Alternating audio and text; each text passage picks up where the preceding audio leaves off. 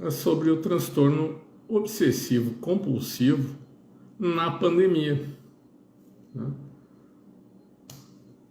Então, vamos dar uma relembrada aí, né, nessa questão da pandemia, desde o início de 2020, né, apavorando as pessoas, ceifando vidas, né, deixando órfãos, aí, deixando viúvas, né, uma barra aí, o pessoal se despedindo dos seus entes queridos, gente ficando sequelada, né, por causa das consequências aí, né, da infecção pela Covid-19. Muitas pessoas, né, também desenvolvendo quadros psiquiátricos aí, né, psicóticos, depressivos, insônia, etc. Mas hoje eu queria abordar, focar aí na questão do transtorno obsessivo compulsivo, né, no TOC, na pandemia. Só vamos lembrar então, né, que o transtorno obsessivo compulsivo é um transtorno de ansiedade, tá? Ele é um transtorno de ansiedade e os transtornos obsessivos compulsivos eles estão, né, na lista aí da DSM-5, DSM-5R. E o transtorno de ansiedade do TOC, né, ele é caracterizado por pensamentos obsessivos, né, daí vem a letra O do TOC, pensamentos obsessivos, né, então vamos lembrar que pensamentos obsessivos são pensamentos recorrentes, né, são pensamentos cíclicos, eles não saem da cabeça, eles ficam, né, aquela coisinha que o pessoal faz assim, né, mais ou menos isso, é um pensamento cíclico. Ele fica indo e vindo o tempo inteiro e ele é invasivo, ele não pede licença, né, para invadir a psique, a mente da pessoa ali no momento, não dá a mínima bola, ele vem com tudo, né? Esses pensamentos obsessivos, eles podem ser também imagens mentais, né? Imagens de tabus, coisas proibidas, catástrofes, desastres, tragédias, né? Um pensamento obsessivo muito comum é que vai acontecer alguma tragédia com o filho, alguma tragédia com o cônjuge, né, que vai perder emprego, vai perder finanças, vai perder casa, etc, né? Mas esses pensamentos aí, eles têm uma característica invasiva, cíclica e causam acentuado sofrimento, né? E são pensamentos obsessivos não relacionados a uma coisa real, né? São relacionados a um transtorno de ansiedade, então são fantasias, né, de tragédias que possam acontecer. Como todo processamento cognitivo nos transtornos de ansiedade, né, que esses processamentos cognitivos no transtorno de ansiedade, eles visam um catastrofismo, né? A pessoa sofre por antecipação com uma situação que ainda não está, né, para acontecer. Então, por exemplo, a pessoa sai de casa também, né, um outro exemplo típico, e pensa que não fechou a porta, pensa que não fechou, não desligou a luz, né, não fechou as janelas e começa a ficar apavorada com isso. Então são pensamentos desse tipo, né, eles têm essa característica obsessiva, né, de te perseguir obsessivamente. Já a compulsão, né, que é o C do TOC, né, então transtorno obsessivo, pensamentos obsessivos, e C de compulsão. O que é compulsão?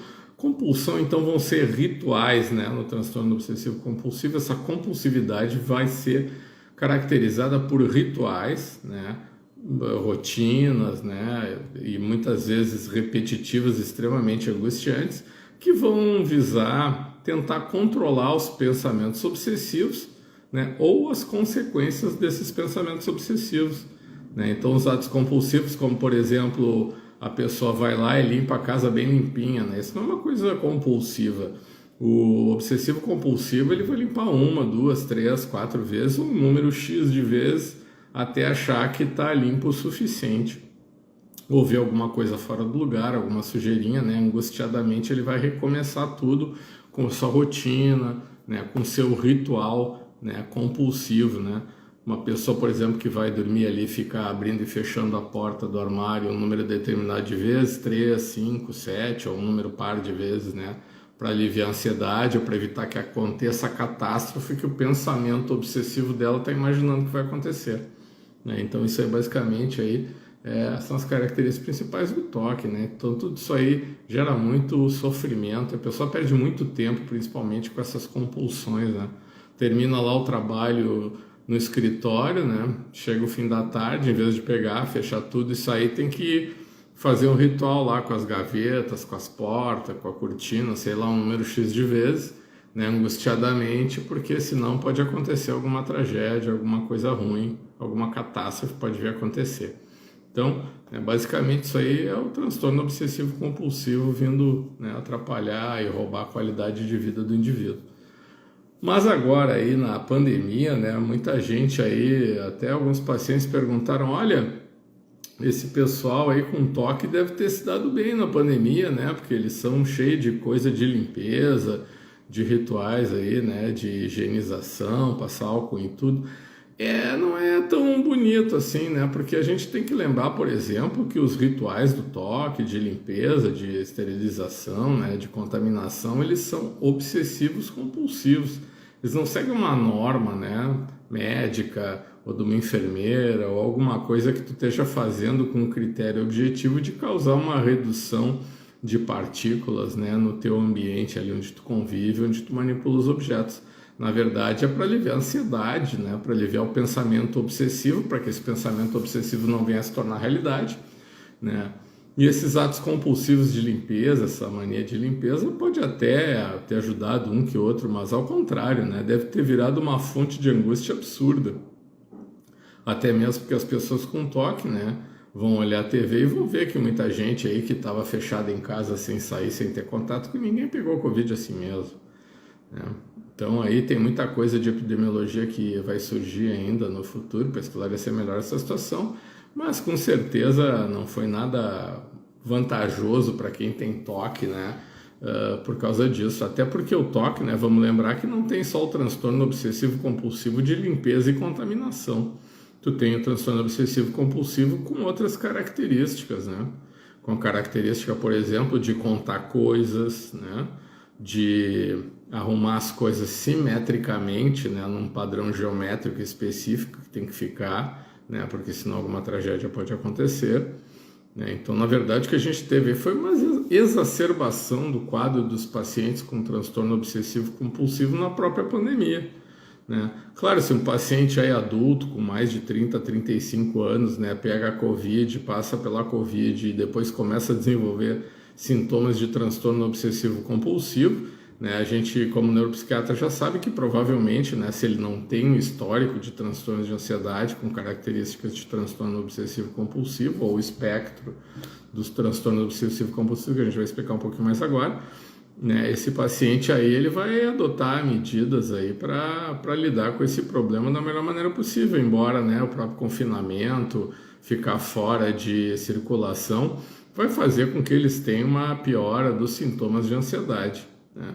Então esses pacientes aí vão ficar com muito mais ansiedade, né? E todas as consequências que a ansiedade pode trazer, né? Insônia, redução da qualidade de vida, confinamento, perdas em geral, perda de relacionamento, solidão, né? E muito mais ansiedade e, consequentemente, muito mais rituais obsessivos compulsivos.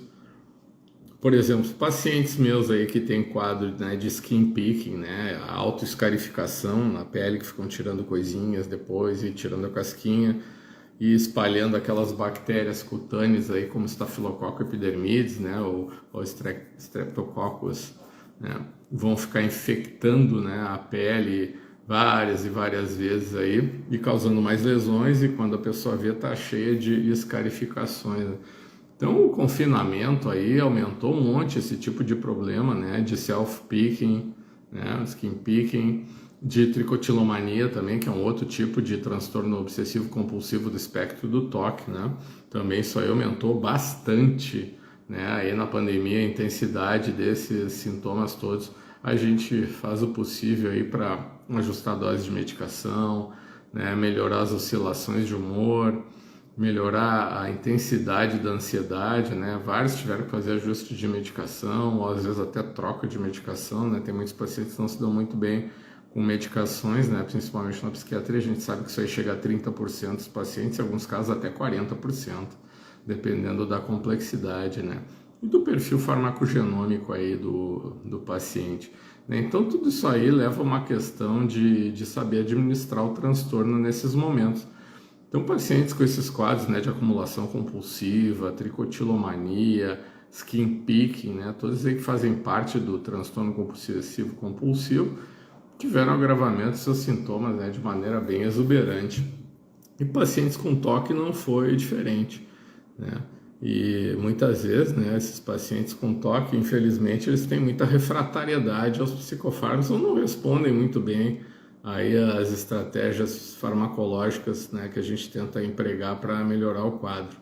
Né, aquela coisa clássica de pegar o paciente com TOC, da fluvoxamina, em 3 meses ele está melhor de sintomas, né?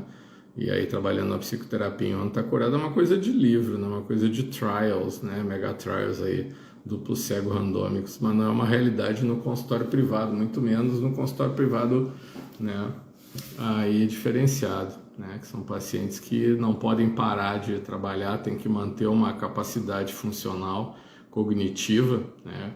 E produtividade bem acima da média, e muitas vezes, né, tem vários funcionários e várias famílias desses funcionários que dependem deles e da estabilidade emocional e da capacidade elaborativa, administrativa e empresarial deles para continuar manter os seus empregos aí numa época complicada de grande risco aí, né, de perdas financeiras, de quebradeira, inclusive de ficar doente. Né? Então quem achava aí que pessoas com TOC, né, por exemplo, como o Monk, né, da série Monk, famosa, aí, aquele policial, né, que achava que ia se contaminar com tudo, não tem vantagem nenhuma aí no momento de pandemia, tá? Isso aí não é um transtorno que ficou escondido, né, na época que as pessoas eram muito sujas. Não, isso é um transtorno de ansiedade. Ele causa sofrimento, causa dano psicológico, emocional, impacta nos familiares, né? Ainda mais porque nos momentos de pandemia aí muitas vezes as pessoas ficaram com os familiares dentro de casa, né? Geralmente todos eles com as suas atividades, de uma hora para outra, aí 3, 4 adultos dentro do mesmo 80, 100 metros quadrados, né? O dia inteiro convivendo.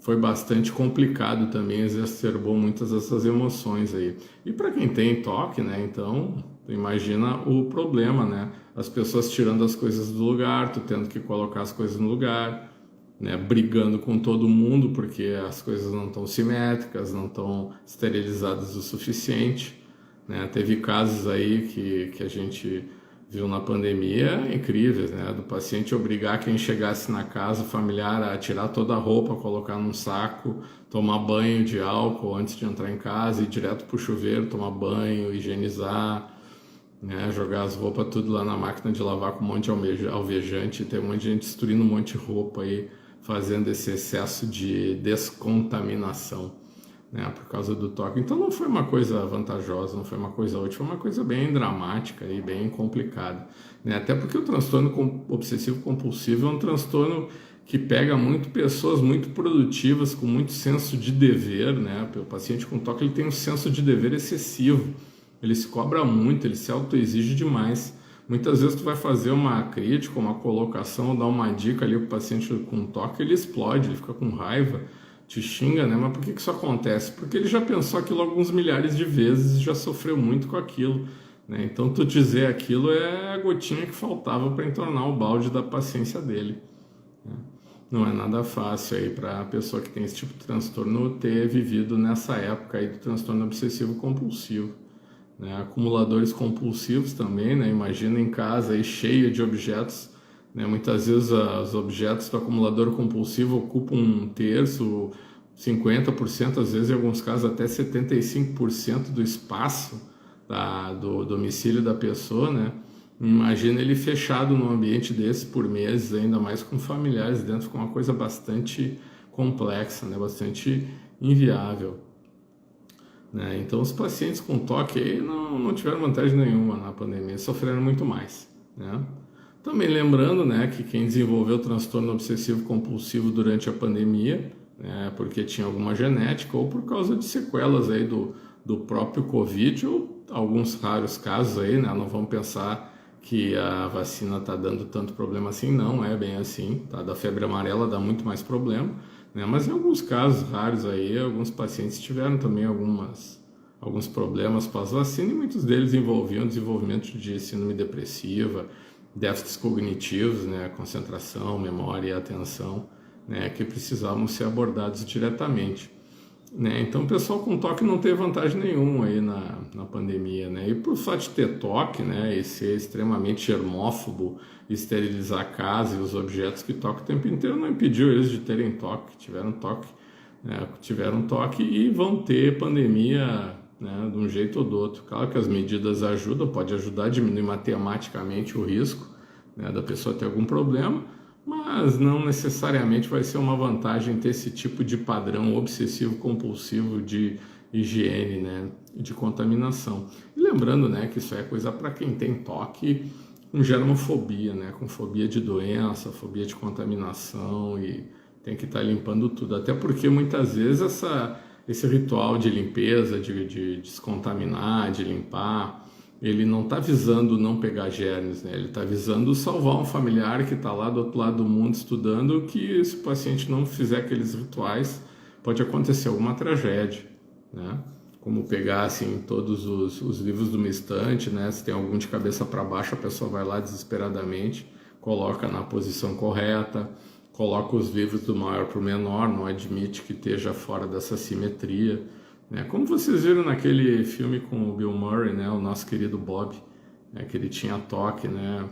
Um tipo de transtorno obsessivo compulsivo, né? Bem característico ali, claro, glamourizado em Hollywood para dar bastante audiência e gerar, né, receita aí da bilheteria. Mas é muito comum Hollywood abordar isso aí, né? Tem um paciente também, tem um personagem do Jack Nicholson, ele faz também uma pessoa com toque, né? Eu não me lembro desse filme agora, né? E ele não saía de casa, né? Os talheres tinham que ser esterilizados e só uma determinada garçonete podia atender ele, né? Porque a garçonete na cabeça dele, as mulheres tinham menos germes no corpo que os homens, então só ela é que podia atender ele, mais ninguém. É muito engraçado aquele filme, eu não me lembro agora qual é. Então ele tinha esse quadro de transtorno obsessivo compulsivo, né? Ele escrevia, era um escritor, mas não saía de casa nunca, né? Foi o contato aí com os problemas de vida e conhecer os problemas da garçonete que ele acabou se envolvendo e saindo da situação que ele estava, né? Mas geralmente não é tão romântico assim, não. O amor não vai te tirar de um transtorno obsessivo compulsivo. Vai ser um tratamento, né, psicoterapêutico, psicofarmacológico, né? E com o toque na pandemia, né, a gente acabou descobrindo, infelizmente, que muitas vezes o paciente tem problema com medicação, né? Às vezes pacientes aí com síndrome do transtorno obsessivo compulsivo bem compensadas com os antidepressivos serotonérgicos, que são a base aí do tratamento do transtorno obsessivo compulsivo, acabaram tendo no aumento de dose, né, começaram a surgir efeitos colaterais, né? Muitos pacientes aí a gente teve que voltar a tratamentos anteriores que tinham boa resposta, né?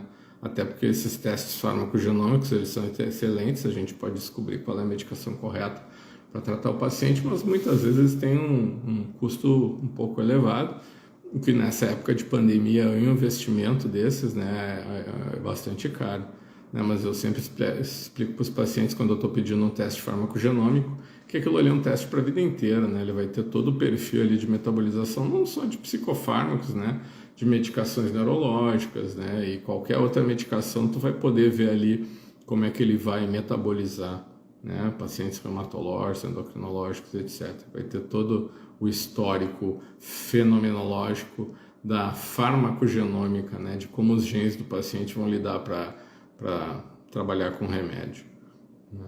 E muita gente aí me perguntou, né, e agora, né, eu tava com toque, tava bem com 2 comprimidos de fluvoxamina, tava bem com citalopram, tava bem com citalopram, tava bem com a sertralina, com a paroxetina, e agora que eu tô com sintomas? Aí vai lá, aumenta a dose um pouco, né, para melhorar os sintomas, ajudar na ansiedade, né, melhorar a disponibilidade da serotonina na fenda sináptica, né, entre os neurônios. E o que acontece, né? O paciente vai lá fazer efeito colateral, né? Nessas horas aí é um pouquinho complicado, né? Ainda bem que a gente tem bastante armas farmacológicas hoje em dia, né? Como bloqueadores ou agonistas, né? De subreceptores da serotonina para potencializar a ação do antidepressivo, né? Muitas vezes também associando aí, né, medicações aí moduladoras de humor em dose baixa, como olanzapina, quetiapina, lurasidona, ziprasidona, né? em doses menores para conter esse tipo de sintoma, né? Aliviar esse tipo de sintoma, aumentando a potência aí dos antidepressivos através do uso deles, né? E em alguns casos, infelizmente, também, né, tivemos que colocar muita aí medicação para ajudar a dormir, porque foi muito comum aí na questão da pandemia a troca do dia pela noite, né? Muita gente trocou de uma hora para outra o dia pela noite, né? Isso aí vai aos poucos, né? Tu vai dormindo mais tarde, acordando mais tarde, né? Home office às vezes pode trabalhar de noite, né? Não precisa estar de dia acordado. Então a gente teve bastante esse tipo de problema. E esse tipo de questão, né, de trocar o dia pela noite, né, influi no ritmo circadiano, né, causa imbalance aí na questão do cortisol, né, porque geralmente ele está bem alto de manhã cedo, que é para te começar o dia, né, tanto que quando a gente dosa cortisol geralmente é às 8 da manhã, né, entre 7h30 e 8 da manhã. E aí essas pessoas começam a ter pioras de sintoma, né, começam a ter insônia, né, problemas para dormir, a qualidade do sono cai, né? Eu vi muito isso na pandemia, a quantidade de sono aumentar e a qualidade de sono diminuir, né? Então, mais quantidade de sono, dificuldade de repor, né? O sono com qualidade inferior, de a pessoa ficar bem com o sono aumentar e mesmo assim, né, ficar com sonolência durante o dia. Então são coisas que a gente teve que ajustar bastante aí, né, principalmente no toque, né, porque os pacientes com toque, mesmo estando em home office, eles não toleram que caia a produtividade, né, não toleram que caia o volume de serviço, engajamento.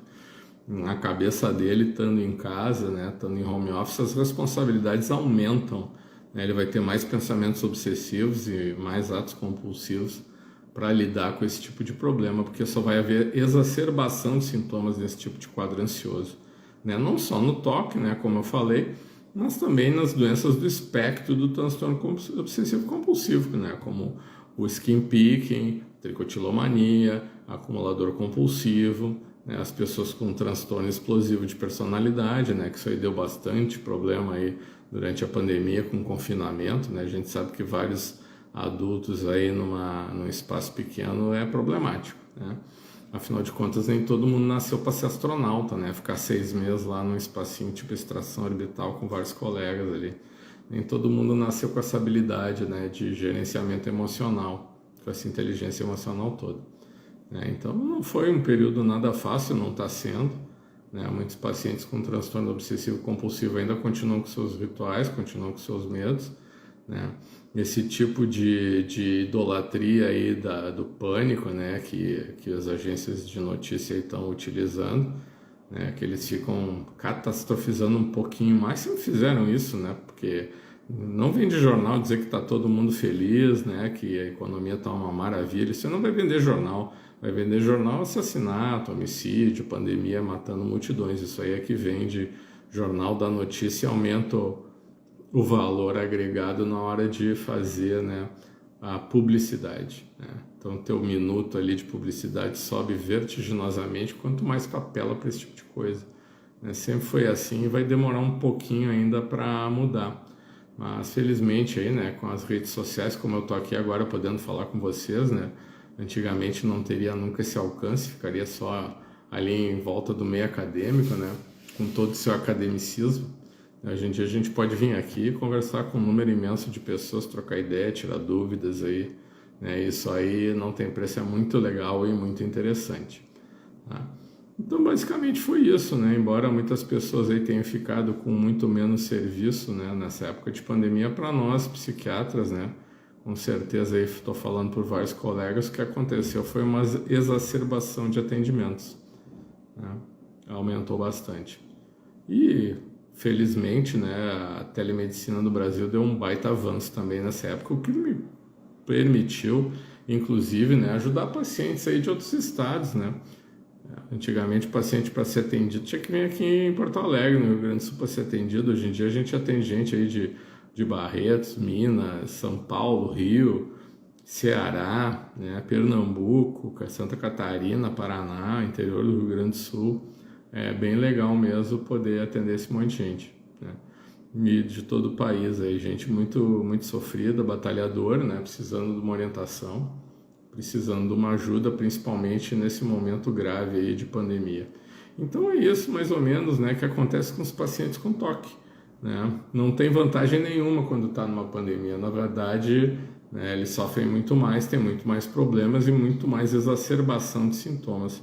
Não vai ser nada agradável, né, para eles, né, quando terminar também agora, né, ter que lidar com todo esse aprendizado, né? Eu acredito também que muita gente que está com toque aí está encestada em casa, está se protegendo, né? Muitas vezes as crenças da pessoa com toque é de que aquele toque é que está salvando a vida dela.